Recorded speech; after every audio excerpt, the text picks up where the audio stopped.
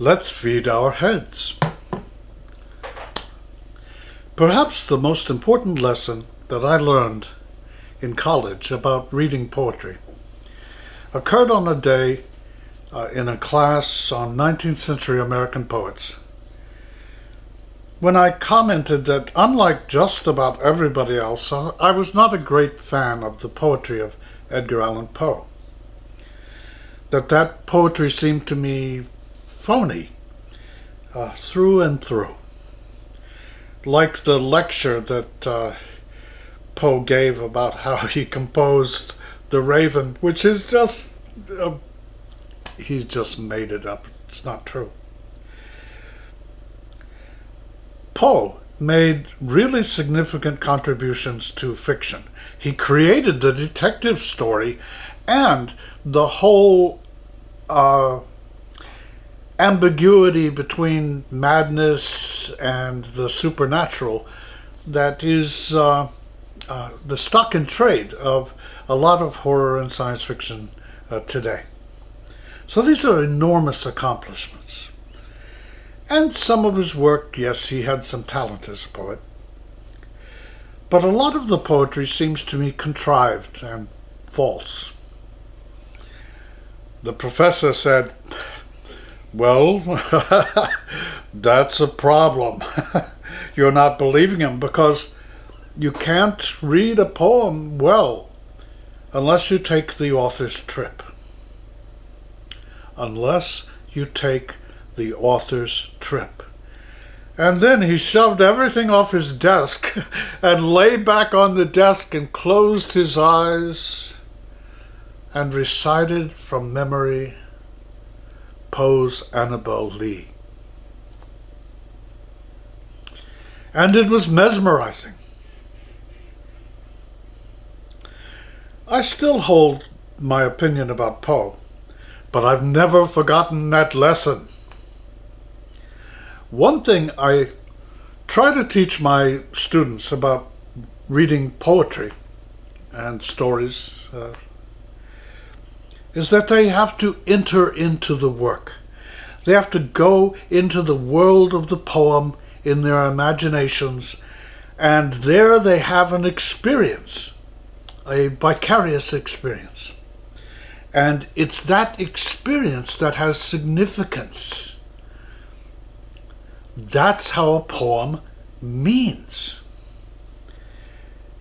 It's the significance to the reader of the experience that is had vicariously by entering into the world of the poem. Now, that doesn't mean that poems can mean anything that people want to bring to them at all. Because a really good poem is constructed in such a way that you will have a particular kind of experience, that you're likely to have a particular kind of experience that is of particular significance. And really good poets know how to do that, the way Disney knows how to build a haunted castle. So you will have a particular kind of experience that has a particular significance and thus meaning to you. The whole thing, the business of writing poetry and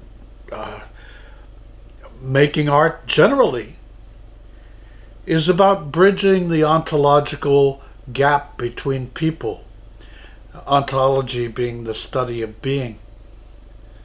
Your mind is over there, my mind is over here. And how do we bridge that gap? Well, conversation, mentoring, making love, making art, making poetry. Poems are kind of the heavy-duty equipment for doing that. And that's why it's so awful what English teachers do to poetry. You know, many years ago, a couple hundred years ago, a young girl wrote to William Wordsworth saying, why don't you try your hand at writing one of these German Gothic novels that are so popular? And he said, in response, well, yes, I could do that, but, I think I'll stick with poetry because it's so popular. William Wordsworth and Lord Byron and Tennyson and Longfellow, these people were the best-selling authors of their day. Poetry. Robert Browning. Wow. Today, major poets are published in editions of 2,000 copies that are bought by libraries and, the poet's mother. So what happened to poetry? What happened to the reading of poetry? Well, I think what happened was English teachers who put a poem in front of people, read it, and then say, okay, what does this mean? As though poets were these perverse people who hide their meaning under rocks and you got to look around for it. And as though a poem could be reduced to some blithering generality. Oh, time is fleeting. It's better to have loved and lost than never to have loved at all. Some idiotic generality. And so, who wants to try to solve a puzzle? What does this mean, class? These English teachers are teaching people to hate poetry, to think that it's difficult and a pain in the ass. And that after all that difficulty, what you end up with is a blithering generality. Why bother? But that gets poetry all wrong. That gets wrong how poetry works. There's one of my favorite jokes, I use it all the time, is how many Vietnam veterans does it take to change a light bulb? And the answer is, you wouldn't know because you weren't there, man. Well, if you want to know what a poem is about, you have to go there, man. That's what that professor was teaching us. You have to enter into the world of the poem, have the experience there, and then, if it worked for you, that experience will have significance. The same as if you, went to Iceland or a Lana Del Rey concert or finally made love with that person you are so enamored of or had any other amazing experience. The experience has significance to you, and that's how it means. Poems mean in the same way as experiences that we have in life. These are just experiences that we have in a world of the imagination. And the good poet creates a little world. So a poem is exactly the opposite of a vehicle for expressing a general principle. It's a vehicle for giving you an experience. And all the truly great poems, things like Robert Browning's Andrea del Sarto or Robert Frost's Directive or Matthew Arnold's Dover Beach, all these great poems, they create a very particular experience. And every detail that's added makes that experience not more general, but more concrete, more precise, more vivid. You're really there. So, English teachers do poetry an enormous disservice when they do this.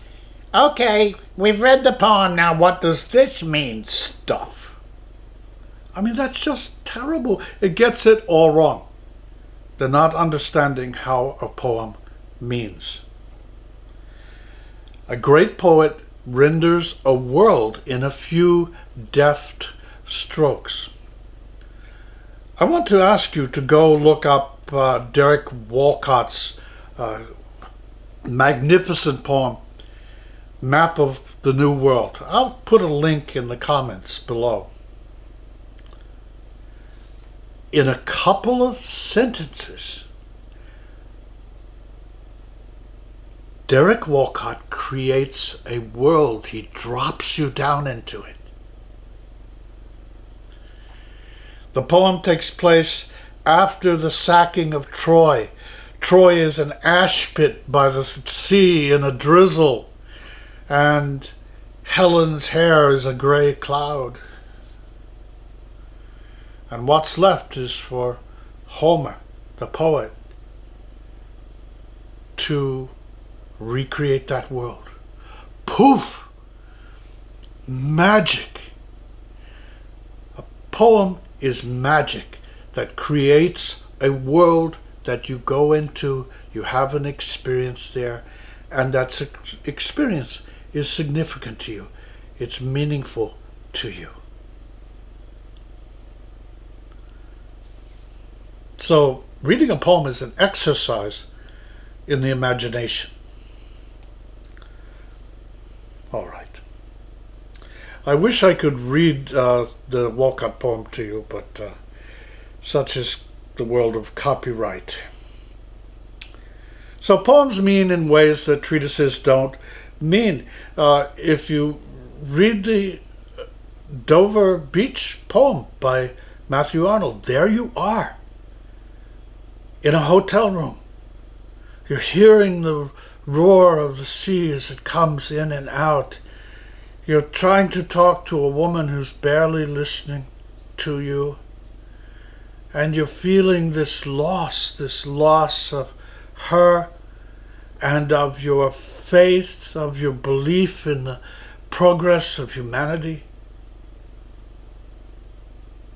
It's a breathtaking but very concrete and specific experience. And if you have that experience, you'll feel what he feels.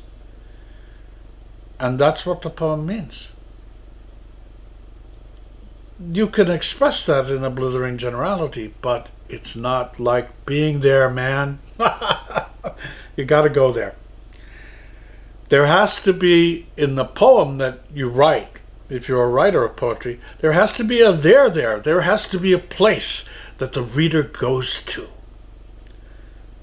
And that's what makes great poems like Dover Beach different from the versifying of adolescents about their angst and their valentines and whatever. If the poem doesn't create an authentic, concrete world, you can't go into it. There's nothing coherent to go into. So that's a lesson for writing poetry. There has to be a there, as Gertrude Stein put it. I have a young friend, Brooke Baker Belk, who's a very great poet. I mean, a very great poet. There's a there in her work, and it separates it from almost everything else being written right now. So that's how poems mean. They create a world, you go into it, you have an experience. That experience has significance, and that's what the poem means, that significance. Okay, now go off and feed your head.